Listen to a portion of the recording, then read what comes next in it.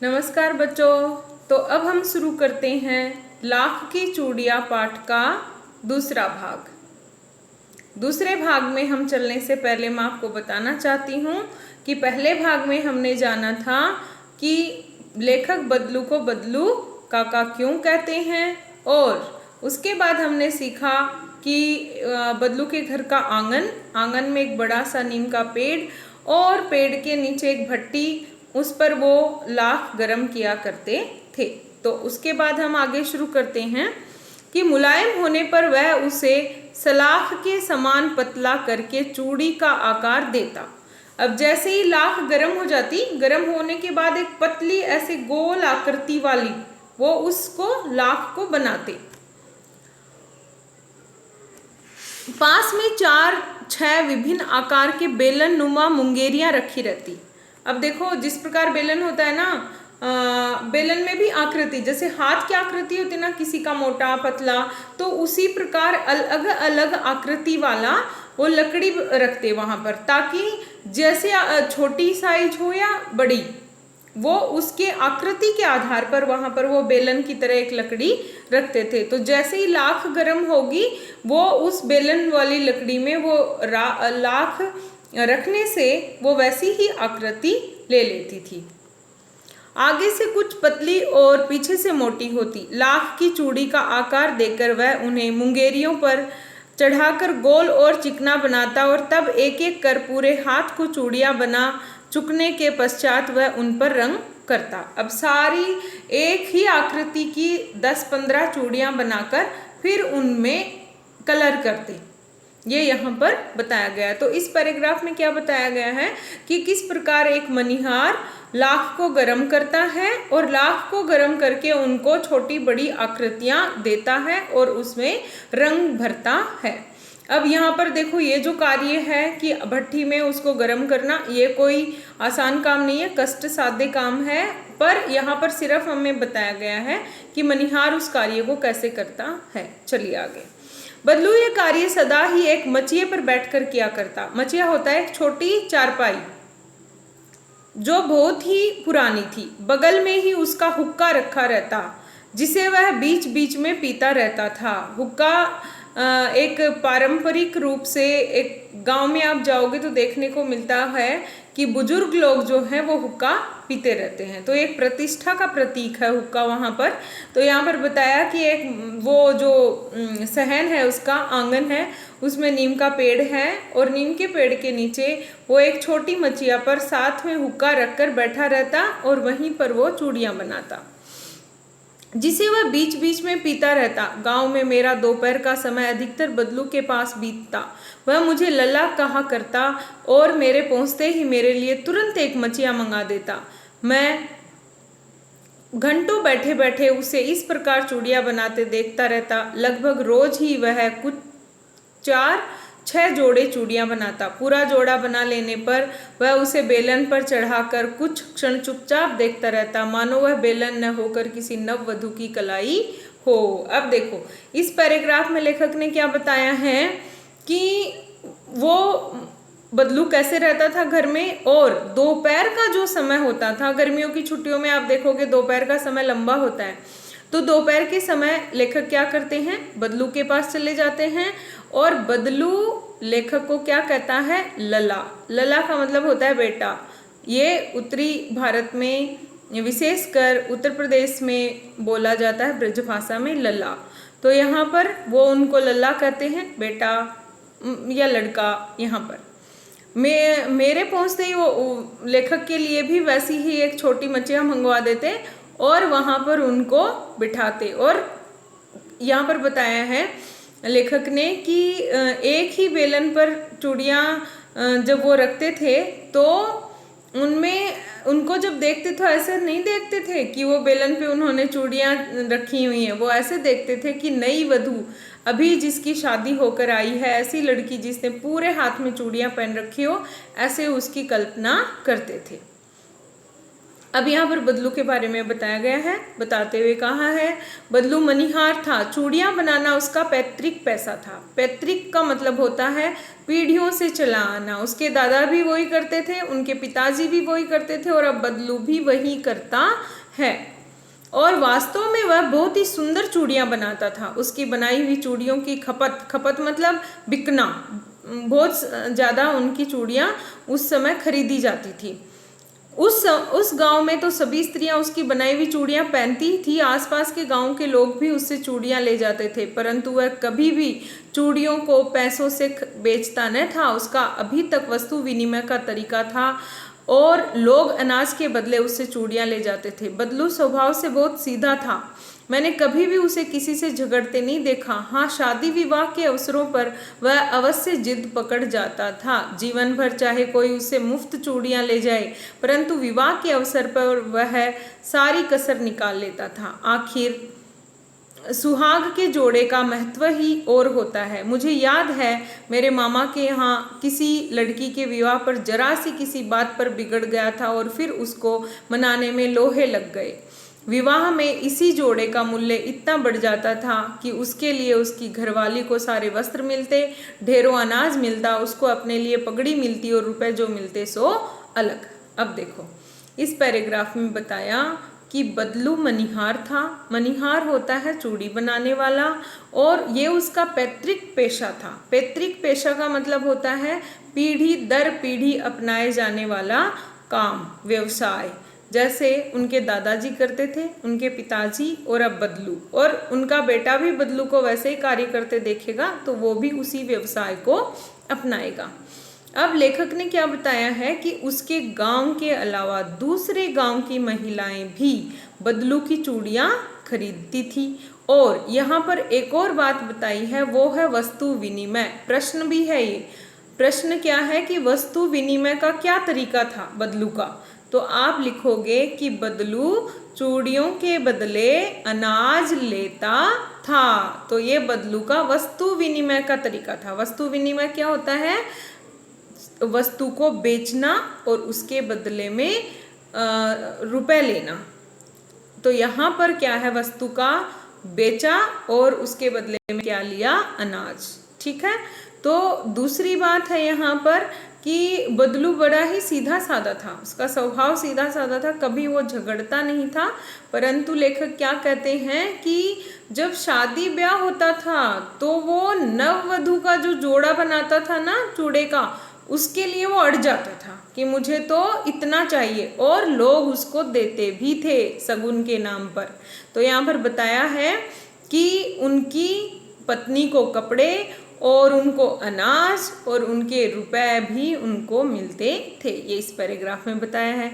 तो इसमें प्रश्न बन रहा है, बदलू कौन था, उसका क्या कार्य था, और एक प्रश्न बनता है कि वस्तु विनिमय का तरीका क्या था। ठीक है। तो ये हमने इस पैराग्राफ में सीखा। आगे चलते हैं। आगे यहाँ पर बताया है कि बदलू का स्वभाव और बदलू किस बात से चिढ़ता था। यदि संसार में बदलू को किसी बात से चिढ़ थी तो वह थी कांच की चूड़ियाँ। कांच की चूड़ियाँ बिल्कुल पसंद नहीं करता था बदलू। यदि किसी भी स्त्री के हाथों में उसे कांच की चूड़ियाँ दिख जाती तो वह अंदर ही अंदर कुढ़ उठता। कुढ़ उठना का मतलब होता है गुस्सा आना। वो बहुत ज़्यादा गुस्सा हो जाते थे। देखो, एक बात मैं पिछले पैराग्राफ में आई थी, वो बताना चाहूँगी, उस समय मैं भूल गई। वहाँ पर एक मुहावरा भी प्रयुक्त हुआ है, लोहे लग जाना। लोहे लग जाना एक मुहावरा है और उसका अर्थ होता है बहुत अधिक प्रयत्न करना। और यहाँ पर बदलू के लिए आया कि बदलू अगर नाराज हो जाता तो उसको मनाने के बड़े प्रयत्न किए जाते थे, तब जाकर वो खुश होता था। तो वो मुहावरा मैं वहाँ पर भूल गई थी। ठीक है, आगे चलते हैं, कंटिन्यू। यदि संसार में बदलू को किसी भी बात की चिढ़ थी तो वो क्या थी? कांच की चूड़ियाँ। और कोई महिला अगर उसको पहने हुए दिख जाए तो वो बहुत अंदर ही अंदर गुस्सा करता था। उसके मन को बिल्कुल अच्छा नहीं लगता था। कभी कभी तो 2-4 बातें भी सुना देता था, गुस्सा भी कर देता था। और गुस्से में क्या सुनाता? मुझसे तो वह घंटों बातें किया करता था। कभी कभी पढ़ाई के बारे में पूछता, कभी मेरे घर के बारे में और कभी यूं ही शहर के जीवन के बारे में। तो लेखक से कैसी बातें करते हैं बदलू? पढ़ाई के बारे में पूछता है, उनके घर के बारे में, और शहर कैसा है ये बात भी बदलू लेखक से पूछते हैं। मैं उससे कहता कि शहर में सब कांच की चूड़ियां पहनते हैं, तो वह उत्तर देता, शहर की बात और है लला, वहाँ तो सभी कुछ होता है। वहाँ तो औरतें अपने मर्द का हाथ पकड़कर सड़कों पर घूमती भी हैं, और फिर उनकी कलाइयाँ नाजुक होती हैं ना। तो ऐसी बातें ये भी महिलाओं को वहाँ गांव में सुना देते थे कि ये तो शहर वाली हो गई हैं और इनकी कलाइयाँ नाजुक हो गई हैं। तो ये 2-4 बातें वो गांव में जिस भी महिला को चूड़ी पहनते, कांच की चूड़ी पहने हुए देखते तो सुना देते। तो यहाँ पर लेखक ने कहा बदलू को कि मेरे वहाँ शहर में तो सारी महिलाएं कांच की चूड़ी पहनती हैं। तो कांच की चूड़ियों पहनने के पीछे यहाँ पे तर्क क्या देता है बदलू शहर के लिए, कि वहाँ की बात तो अलग है। वहाँ तो आदमी औरत जो है वो आदमी की हाथ पकड़ के चलती है, पर गांव में तो वैसा नहीं होता, वैसा परंपरा गांव में नहीं है। और दूसरी बात क्या कहती है, और वहाँ की गांव शहरों की जो महिलाएं हैं उनकी कलाइयाँ भी नाजुक होती हैं, तो वो पहन ले ऐसे, मतलब उनके लिए थोड़ा एक्सक्यूज यहाँ पर बदलू मानता है। पर गांव की महिलाएं अगर पहन ले तो वो बहुत गुस्सा करते हैं। लाख की चूड़ियां पहने तो मोच ना आ जाए, क्या कहता है कि अगर वो लाख की चूड़ियां पहले तो उनकी तो कलाई मुड़ जाएगी, इतनी नाजुक होती हैं शहर की महिलाएं। कभी कभी बदलू मेरी अच्छी खासी खातिर भी करता। जिन दिनों उनकी गाय के दूध होता वह सदा मेरे लिए मलाई बनाकर रखता, और आम की फसल में तो अब देखो यहाँ पर बताया है कि कैसा खुशहाल परिवार था बदलू का। उसके घर में गाय है, उसके खेत में आम के पेड़ हैं। तो लेखक क्या कहता है कि जब भी मैं जाता ना बदलू के घर में, तो दूध से मलाई बचा के रखते वो लेखक के लिए, और उसके पेड़ों के आम भी लेखक को खाने के लिए मिलते। चलिए आगे चलते हैं।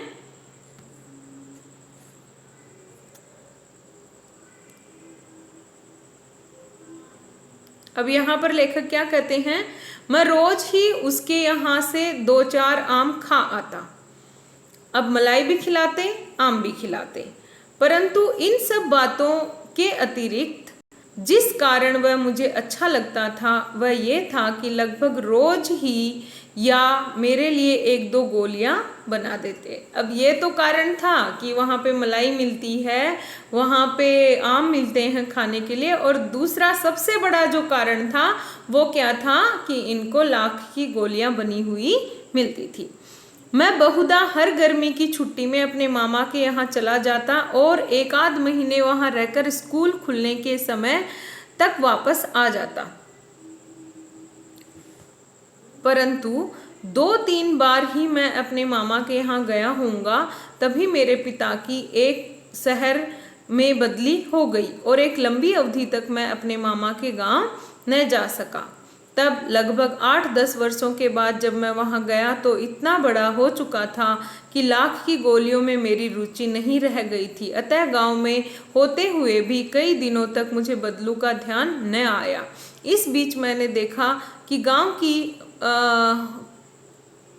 की महिलाएं कांच की चूड़ियां पहने हैं।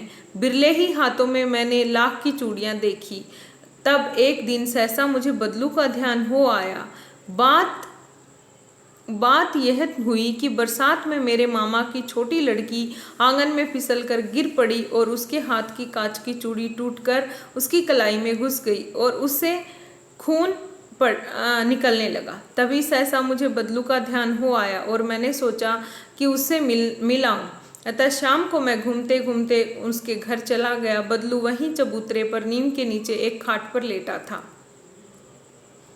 नमस्ते बदलू काका, मैंने कहा। नमस्ते भैया, उसने मेरे नमस्ते का उत्तर दिया और उठकर खाट पर बैठ गया, परंतु उसने मुझे पहचाना नहीं और देर तक मेरी ओर देखता रहा। मैं हूँ जनार्दन काका, आपके पास से गोलियां बनवा कर ले जाता था। मैंने अपना परिचय दिया। बदलू फिर भी चुप रहा, मानो वह अपनी स्मृति पटल पर अतीत के चित्र उतार रहा हो। और तब वह एकदम बोल पड़ा, आओ आओ लल्ला, बैठो, बहुत दिन बाद गांव आए हो। हाँ, इधर आना नहीं हो सका काका, मैंने चारपाई पर बैठते हुए उत्तर दिया। देखो, यहाँ पर हमें अभी लेखक समझा रहे हैं कि क्यों वो कई दिनों तक अपने मामा के गांव नहीं गए। तो मामा के गांव नहीं जाने का कारण बताया कि लेखक के पिताजी का स्थानांतरण ट्रांसफर, तबादला दूसरे गांव में हो गया था और वहाँ का जो आने जाने का जो टाइम था वो ज़्यादा लगता था। तो इस कारण वो अपने मामा के गांव नहीं आ पाते थे, ये कारण था। दूसरा, अब वो बड़े हो गए तो लाख की गोलियों में इतनी रुचि उनकी नहीं रही, तो आते ही वो बदलू से मिलने नहीं गए। तो एक दिन घटना बता रहे हैं कि उनके मामा की लड़की के हाथ में चूड़ी लग गई, जिसकी वजह से उनको बदलू की याद आई और फिर वो बदलू के पास जाते हैं। तो बदलू उनको पहचान नहीं पाता है क्योंकि अब लेखक बड़े हो गए हैं। तो उन्होंने अपना खुद परिचय दिया कि मैं जनार्दन हूँ, आपके यहाँ से लाख की गोलियां बनवा कर ले जाता था। ऐसा होते ही तुरंत वो अपने याद करते हैं बदलू और उनको पहचान जाते हैं और उसी आवाज़ में कहते हैं कि लल्ला बैठो, बहुत दिन हो गए तुम आए नहीं, ये प्रश्न भी वो पूछते हैं। चलिए हम आगे पढ़ते हैं।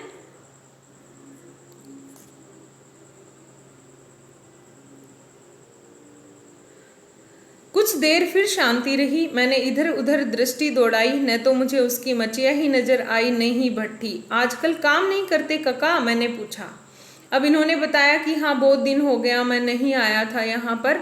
तो ये देख रहे हैं कि बदलू तो पहले की तरह ना मचिया है, ना हुक्का है, ना भट्टी है, कुछ भी नहीं है। तो इन्होंने पूछा कि आजकल काम नहीं करते। तो नहीं लल्ला, काम तो कई साल से बंद है। अब इन्होंने क्या उत्तर दिया कि बहुत दिन हो गए लल्ला, मैं काम तो अभी नहीं करता, मेरा काम बंद है। मेरी बनाई हुई चूड़ियाँ कोई पूछे तब तो। और कारण क्या था कि इनकी बनाई हुई जो चूड़ियाँ हैं वो बेचनी बंद हो गई, उनकी खपत कम हो गई। अब ये बना के भी उनका क्या करें।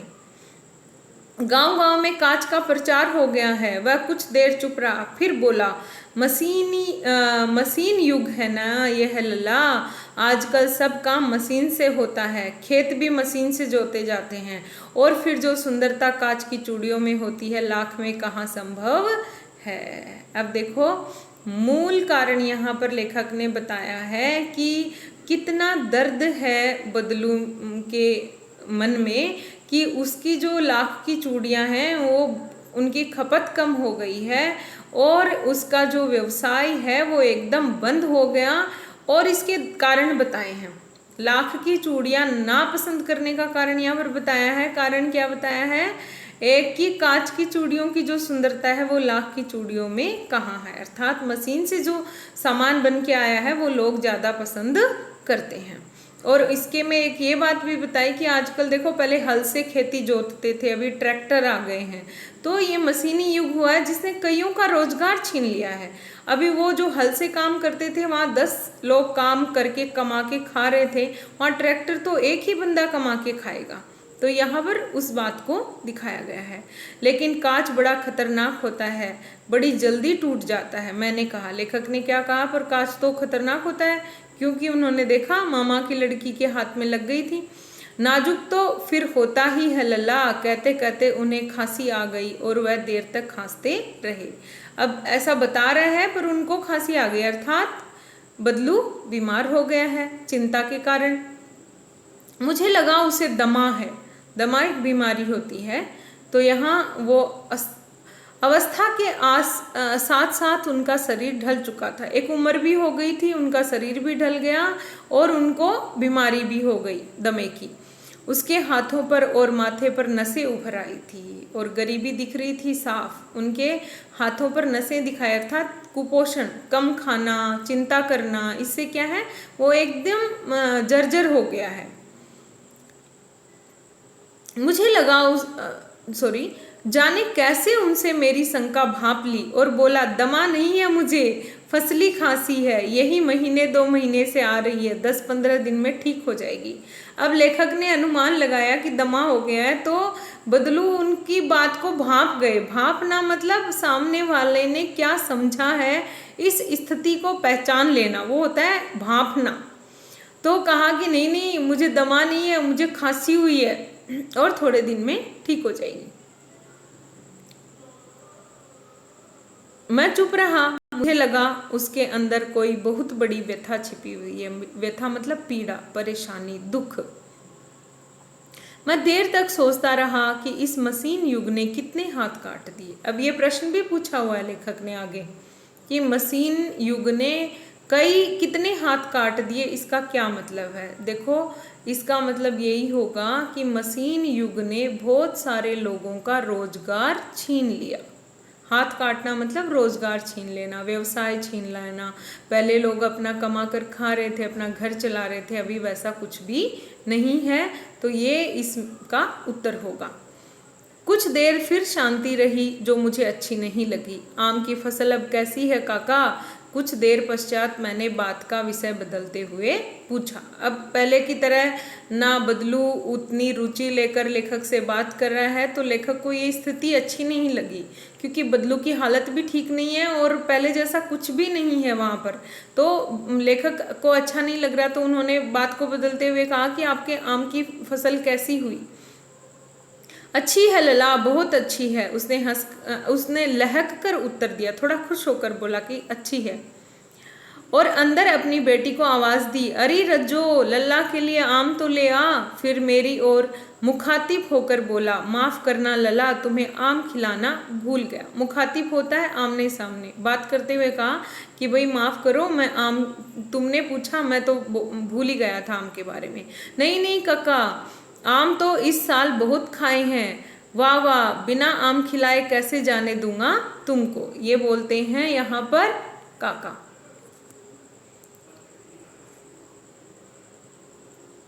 अब यहाँ पर लेखक कहते हैं, मैं चुप हो गया। मुझे वे दिन याद हो आए जब वह मेरे लिए मलाई बचा कर रखते थे। तो इन्होंने उस बात को फिर यहाँ पर बताया है। गाय तो अच्छी है ना काका? मैंने पूछा। गाय कहाँ है लल्ला, 2 साल हुए बेच दी, कहाँ से खिलाता। इतने में रज्जो, उनकी बेटी, अंदर से एक डलिया में ढेर से आम ले आई। यह तो बहुत है काका, इतने कहाँ खा पाऊंगा। मैंने कहा। वाह वाह, वह हंस पड़ा। शहरी ठहरे ना, मैं तुम्हारी उम्र का था तो इससे चौगुने आम एक खपत में खा जाता था। आप लोगों की बात और है, मैंने उत्तर दिया। अच्छा बेटी, लल्ला को 4-5 आम छांट कर दो, सिंदूरी वाले देना। देखो लल्ला कैसे हैं, इसी साल यह पेड़ तैयार हुआ।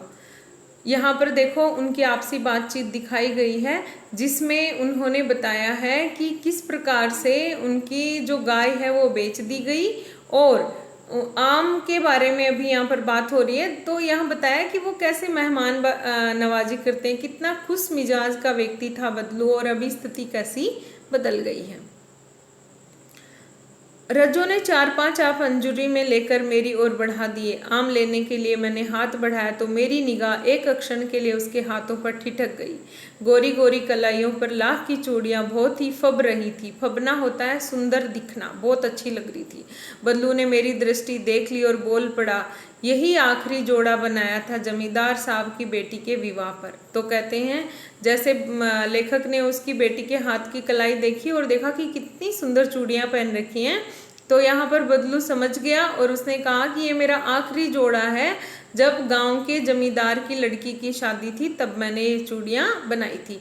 10 आने पैसे मुझको दे रहे थे, मैंने जोड़ा नहीं दिया, कहा शहर से ले आओ। मैंने आम ले लिए और खाकर थोड़ी देर पश्चात चला आया।